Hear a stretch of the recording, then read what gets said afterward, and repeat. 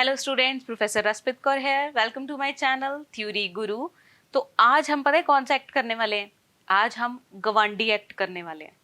गवांडी act वो क्या होता है? अभी अभी हमने क्या कौन सा एक्ट कंप्लीट करा? Factories act 1948।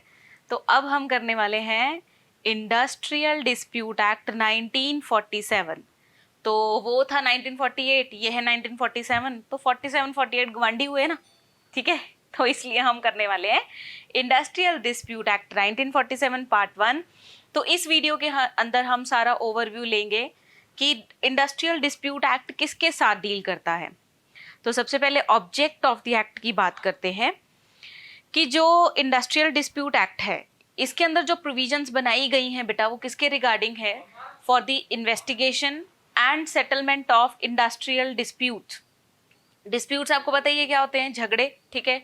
इंडस्ट्री के अंदर जो झगड़े होते हैं उनको कैसे सेटल करना है और उनके ऊपर कैसे इन्वेस्टिगेशन करनी है, तो ये एक्ट हमें उसके बारे में बताता है, ठीक है।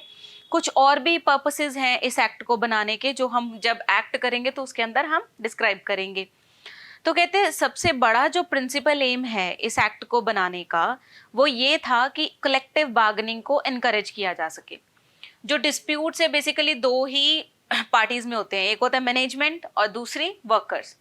तो जिसकी बार्गेनिंग पावर ज्यादा है, अगर मैनेजमेंट की ज्यादा है तो वर्कर्स को झुकना पड़ेगा, अगर वर्कर्स की बार्गेनिंग पावर ज्यादा है तो मैनेजर्स को झुकना पड़ेगा, राइट।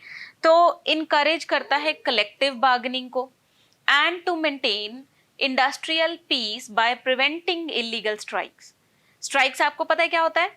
जब वर्कर्स कहते हैं हमारी मांगे पूरी करो, हम काम नहीं करेंगे, वो स्ट्राइक्स होती हैं, ठीक है। तो स्ट्राइक्स, इलीगल स्ट्राइक्स को प्रिवेंट करने के लिए कि ना हो इलीगल स्ट्राइक्स और इंडस्ट्रियल पीस बना रहे, इसलिए ये एक्ट के अंदर कुछ प्रोविजंस बनाई गई और तो और लॉकआउट्स ना हो सके। अब इन दोनों के बीच में डिफरेंस पता है क्या होता है? स्ट्राइक्स जो है वो वर्कर खुद करते हैं, लेकिन लॉकआउट्स जो है वो कौन करता है? एम्प्लॉयर करता है, राइट। तो इन दोनों चीजों को प्रिवेंट करने के लिए ये बनाया गया। Plus lay off and retrenchment compensation provide करने के लिए भी इसके अंदर प्रोविजंस है। ले ऑफ क्या होता है? जैसे कि मैंने अपनी प्रीवियस वीडियो में भी आपको एग्जांपल दी थी कि जैसे कोई बिल्डिंग है उसमें आग लग गई, तो जब तक बिल्डिंग रिपेयर नहीं हो जाएगी, काम करने की स्टेट में नहीं हो जाएगी, तब तक वर्कर्स को ले ऑफ कर दिया जाएगा कि वो घर पे बैठे भैया, जब बन जाएगी बिल्डिंग, दोबारा रिपेयर हो जाएगी, काम करने की फॉर्म में आ जाएगी, तब आपको कॉल कर लिया जाएगा, ठीक है। तो अभी भी जैसे कोरोना वायरस के कारण काफ़ी सारी कंपनीज ने अपने एम्प्लॉयज़ को ले ऑफ कर दिया है कि जब तक कोरोना वायरस है आप बैठो घर पे, हम आपको कुछ भी पे नहीं करेंगे, और जैसे ही कोरोना वायरस ख़त्म होगा और सेटल डाउन होगा सारा कुछ, दोबारा से कंपनीज खुल जाएंगी, तो वो वही वर्कर्स को दोबारा बुला लेंगे अपने पास, एम्प्लॉयज़ को, लेकिन टिल देन ले ऑफ के टाइम में कुछ भी पे नहीं करेंगे। और रिट्रेंचमेंट का मतलब होता है छांटी करना, निकाल देना, रिट्रेंच कर देना, ठीक है। तो ले ऑफ और रिट्रेंचमेंट कंपनसेशन प्रोवाइड करने के रिगार्डिंग इसके अंदर प्रोविजंस हैं। और ये एक्ट इसलिए डिजाइन किया गया ताकि ये इंश्योर किया जा सके कि दोनों एम्प्लॉयर और एम्प्लॉयज के साथ सोशल जस्टिस हो सके, ठीक है। और तो और इस जो एक्ट है इसके अंदर इसका ऑब्जेक्ट क्या है? To protect workman against victimization. Victimization का मतलब होता है unjust treatment by the employer. अगर एम्प्लॉयर कोई भी अनजस्ट ट्रीटमेंट करता है वर्कर के साथ, तो उसे बचाया जा सकता है इस एक्ट के अंदर, ठीक है। फिर आ जाती है इंट्रोडक्शन एंड स्कोप, राइट। देखो, जो इंडस्ट्रियल डिस्प्यूट एक्ट है 1947, ठीक है, फैक्ट्रीज एक्ट 1948, ये 47, उससे एक साल पहले। लेकिन ये फोर्स में कब आया? Came into force on first day of April 1948। इसको इजीली याद करवाऊं, अप्रैल फूल बनाया, मतलब इंडस्ट्रियल डिस्प्यूट एक्ट शुरू करके उन्होंने सभी को अप्रैल फूल बना दिया, क्योंकि ये कब स्टार्ट हुआ था? 1 अप्रैल को 1948 के अंदर, ठीक है। और इसका स्कोप क्या है? It extends to whole of India, सारे के सारे इंडिया में एक्सटेंड है। ये अमेंड हुआ several times, several number of times ये अमेंड हुआ, और इसके अंदर प्रोग्रेस होती गई, प्रोग्रेसिव पीस ऑफ लेजिस्लेशन किया गया, ताकि मतलब इंडस्ट्रीज, जो मॉडर्न इंडस्ट्रियल सेटअप है उसके हिसाब से इसके अंदर चेंजेस होते गए, अमेंडमेंट्स होती गई, और ये और प्रोग्रेसिव होता गया। ताकि ये सेटल कर सके disputes by setting up judicial machinery. Judicial machinery means एक justice procedure, we can say machinery हम किसी चीज को कह देते हैं जहां पे step by step procedure follow किया जाता है, ठीक है। तो जुडिशियल मशीनरी के थ्रू ये cordial and peaceful atmosphere create कर सके एम्प्लॉयर एंड एम्प्लॉयज के बीच में। तो ये एक्ट जो है कॉन्टिन्यूसली प्रोग्रेस करता गया according to the modern industrial setup, ठीक है। और नई नई जुडिशियल मशीनरी आती गई, नए नए प्रोसीजर्स अडॉप्ट करते गए, जिसके थ्रू एक इंडस्ट्री के अंदर कॉर्डियल एंड पीसफुल एटमॉस्फेयर बना रहे between the employees and the employers. Now इसके बाद क्या हुआ, इंडस्ट्रियल डिस्प्यूट अमेंडमेंट एक्ट 2010। फिर यही एक्ट जो है जो 1947 से चला आ रहा था, इसको अमेंड किया गया 2010 के अंदर, ठीक है। फिर इस एक्ट के अंदर काफी सारी हाइलाइट्स हैं, ध्यान से सुनना, क्लियर। हाइलाइट्स किसकी क्या है इस एक्ट की? सबसे पहली हाइलाइट तो ये है कि जो ये बिल पास किया गया 2010 का, उसका बेसिक पर्पस क्या था? 1947 वाले इंडस्ट्रियल डिस्प्यूट एक्ट को अमेंड करना, ठीक है। फिर इसका भी बेसिक पर्पस यही था, for the settlement of disputes between workers and management. ये तो देखो बेसिक सी बात है जो कि आपने अपने माइंड में रखनी है कि इंडस्ट्रियल डिस्प्यूट एक्ट का मेन पर्पस क्या है? To settle the dispute between the workers and the management. फिर इसकी क्या हाइलाइट्स हैं, देखो। जो पहला एक्ट था उसके अंदर वो लोग कवर नहीं होते थे जिनकी सैलरी या तो 1600 पर मंथ है, और वो या तो सुपरवाइजरी कैपेसिटी, मतलब सुपरवाइजरी वाली जगह पे, पोस्ट पे वो काम कर रहे हैं, समझ गए कि वो एज सुपरवाइजरी कैपेसिटी पे वो काम कर रहे हैं, और उनकी जो पर मंथ सैलरी है वो कितनी है? 1600, मोर देन 1600। तो पहले तो सिर्फ ये वाले लोग एक्ट के अंदर एक्सक्लूडेड थे, इनके ऊपर एक्ट एप्लीकेबल नहीं था। लेकिन जब ये 2010 में अमेंड किया गया तो ये सीलिंग, मतलब ये जो 1600 पर मंथ वाला जो कंडीशन है, इसको बढ़ा के कितनी कर दी गई? 10,000 पर मंथ। तो 2010 में कहा गया कि जो लोग सुपरवाइजरी कैपेसिटी पे काम कर रहे हैं और उनकी जो सैलरी है वो कितनी है? 10,000 पर मंथ है, उनके ऊपर ये एक्ट एप्लीकेबल नहीं होगा, ठीक है। फिर कहते जहां पे वर्कर को उसकी सर्विसेज से टर्मिनेट कर दिया गया, निकाल दिया गया, तो वो कंप्लेन कर सकता है टू द गवर्नमेंट, ठीक है।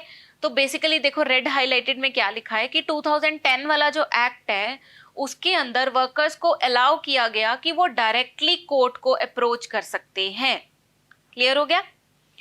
फिर हमारे पास आता है, ये एक्ट कहता है कि हर एक एस्टैब्लिशमेंट जहां पे 20 से ज्यादा वर्कर्स काम करते हैं वहां पे एक ग्रीवियंस रिड्रेसल कमेटी होनी चाहिए जो कि हर एक पर्सन के ग्रीवियंस को सुने। ग्रीवियंस क्या होता है? जो भी उनको प्रॉब्लम है वहां पे, ठीक है। तो हर एक के ग्रीवियंस को सुने और उसको रिजॉल्व करे। कहाँ पे? जहां पे 20 से मोर वर्कर्स हैं। फिर कहते 2010 वाले एक्ट में ब्रॉडन कर दिया एलिजिबिलिटी क्राइटेरिया, जो प्रिजाइडिंग ऑफिसर अपॉइंट किया जाएगा कोर्ट का या ट्रिब्यूनल का। देखो ट्रिब्यूनल या कोर्ट एस्टैब्लिश किए गए ताकि इंडस्ट्रीज के अंदर जो भी डिस्प्यूट्स होते हैं वो इन कोर्ट या इन ट्रिब्यूनल्स के पास लेके जाए जा सकते हैं। तो इन कोर्ट्स और ट्रिब्यूनल्स के अंदर जो प्रिजाइडिंग ऑफिसर अपॉइंट किए जाते थे उसका एलिजिबिलिटी क्राइटेरिया बढ़ा दिया, ठीक है, ब्रॉडन कर दिया। और इन कोर्ट्स और ट्रिब्यूनल्स के अंदर जो भी केसेस आते हैं are to be executed by the relevant civil court, वो रिजॉल्व किसकी हेल्प से होते हैं? जो भी वहाँ का नियर बाय या रेलिवेंट सिविल कोर्ट होगा उसके थ्रू रिजॉल्व किए जाते थे। और कैसे रिजॉल्व किए जाते थे? कोड ऑफ सिविल प्रोसीजर, और उन्हीं का जो प्रोसीजर है उसको फॉलो करके जो है रिजॉल्व किए जाते थे, ठीक है। अब इस एक्ट के मेन फीचर्स क्या हैं? पहली बात आपको याद हो गया होगा कि ये it extends to whole of India including the state of Jammu and Kashmir, right. फिर कहते हैं it is applicable to industries and certain categories. ये कुछ इंडस्ट्रीज और कुछ कैटेगरीज के ऊपर एप्लीकेबल है। लेकिन सबसे इंटरेस्टिंग बात इसमें क्या है कि जैसे बाकी के लेबर लॉज होते हैं उनके अंदर रिस्ट्रिक्शन होती है मिनिमम नंबर ऑफ एम्प्लॉयज की। जैसे हमने फैक्ट्रीज एक्ट में ही पढ़ा है ना, 10 वर्कर्स होने चाहिए या 20 वर्कर्स होने चाहिए। तो एज पर हमने कंडीशंस पढ़ी उसकी, तो मिनिमम नंबर, वैसे तो हर एक लेबर लॉ के अंदर मिनिमम एम्प्लॉयज के नंबर बताए होते हैं, लेकिन यही एक ऐसा एक्ट है जिसके अंदर कोई मिनिमम नंबर ऑफ एम्प्लॉयज वाली रिस्ट्रिक्शन जो है वो इम्पोज नहीं करी गई। ठीक है, फिर कहते हैं इसके अंदर कॉम्प्रिहेंसिव मशीनरी प्रोवाइड करी गई है for the settlement of industrial disputes, कि एक कॉम्प्रिहेंसिव मैकेनिज्म इसमें फॉलो करने को बोला गया है जो कि इंडस्ट्री में होने वाले डिस्प्यूट्स को इजीली रिजॉल्व कर दे। ठीक है, अब ये बहुत इंपॉर्टेंट पॉइंट है, the main objective of the act is on compulsory adjudication. Compulsory adjudication मतलब कि उसको रिजॉल्व करना है, जो भी डिस्प्यूट है उसको कंपल्सरी रिजॉल्व करना है।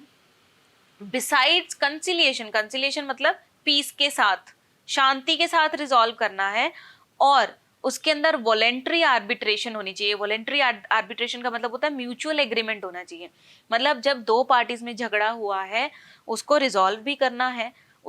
उसको रिजॉल्व कैसे करना है कि दोनों एग्री कर रहे हैं उस चीज के साथ और दोनों में शांति बनी हुई है। तो इसका मेन पर्पस ये है कि झगड़े को रिजॉल्व तो करना है, लेकिन ऐसा नहीं है कि एक को प्रेशराइज करके बात मनवा के रिजॉल्व करना है। नो, ऐसे रिजॉल्व करना है कि दोनों की दोनों पार्टीज म्यूचुअली कंसेंट के साथ वो चीज को एक्सेप्ट करें और खुशी खुशी वो झगड़ा जो है वो रिजॉल्व करें। ठीक है, फिर इसके अंदर एम्पावर है, गवर्नमेंट के पास एक पावर है कि वो रेफर कर सकती है किसी भी डिस्प्यूट को to the appropriate authority. Government के पास पूरी पावर है कि वो कोई भी डिस्प्यूट उसके पास अगर आता है तो अगर उसको लगेगा कि ट्रिब्यूनल को देना चाहिए तो वो ट्रिब्यूनल को दे देगी, अगर उसको लगेगा कोर्ट को देना चाहिए तो वो कोर्ट को दे देगी, सिविल कोर्ट को। ठीक है, तो मतलब एप्रोप्रिएट अथॉरिटी को गवर्नमेंट खुद अलॉट कर सकती है डिस्प्यूट्स, जैसे वो लेबर कोर्ट को दे सकती है, इंडस्ट्रियल ट्रिब्यूनल को दे सकती है, नेशनल ट्रिब्यूनल को दे सकती है, depending upon the nature of the dispute. ठीक है, तो गवर्नमेंट जो है खुद भी दे सकती है but at the request of the parties भी प्रोवाइड कर सकती है। समझ गए? ठीक है, फिर हमारे पास आता है कि इस एक्ट के अंदर right to strike by the workers, मैंने पहले बताया स्ट्राइक कौन करता है, वर्कर्स करते हैं, लॉकआउट्स कौन करता है, एम्प्लॉयर करता है। ठीक है, the rights to strike by the workers and lockouts by the employer has been subjected to restriction as laid down in the act। इस एक्ट के अंदर कुछ रिस्ट्रिक्शंस लगाई गई हैं कि स्ट्राइक्स किस केसेस में हो सकती है, किस केसेस में रिस्ट्रिक्टेड है, और लॉकआउट किस केस में हो सकता है, किस केस में रिस्ट्रिक्टेड है। ठीक है, और इसके अंदर एक ग्रीवियंस रिड्रेसल प्रोसीजर दिया गया है। ठीक है, कि कैसे कोई भी प्रॉब्लम है, ग्रीवियंस है, कोई डाउट है तो उसको कैसे रिड्रेस करना है। और कुछ प्रैक्टिसेस को on the part of employer and workman declare क्या करा गया, अनफेयर लेबर प्रैक्टिसेस। तो वो एक हम टॉपिक इसके अंदर कवर करेंगे अनफेयर लेबर प्रैक्टिसेस का, जिसके अंदर ये बताया गया है कि ये प्रैक्टिस अगर एम्प्लॉयर या वर्कर अडॉप्ट करता है ये क्या है, ये गलत प्रैक्टिस है। ठीक है, तो उसके रिगार्डिंग भी प्रोविजंस हैं कि जो भी वो अनफेयर लेबर प्रैक्टिसेस अडॉप्ट करेगा उसको पेनल्टीज पे करनी पड़ेंगी for those indulging in such practices, right? तो ये था हमारा सारा overview of industrial dispute act 1947, गवांडी एक्ट, राइट? किसका गवांडी है ये? फैक्ट्रीज एक्ट 1948 का। तो thank you so much for watching. जुड़े रहिए इसी तरह से हमारे चैनल थ्योरी गुरु के साथ, which is providing best confined theory notes of commerce. Thank you so much, have a nice day.